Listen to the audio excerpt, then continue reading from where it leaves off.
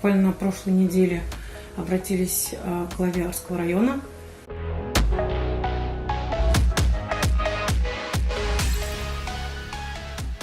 «20 школ Арского района приняли участие, передали нам по 15 коробок чак-чака для наших бойцов Ашетбашского сельского поселения и Яптыкэн.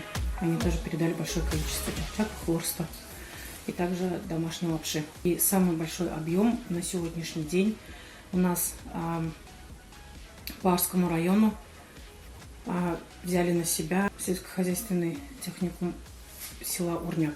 167 килограмм чак-чака.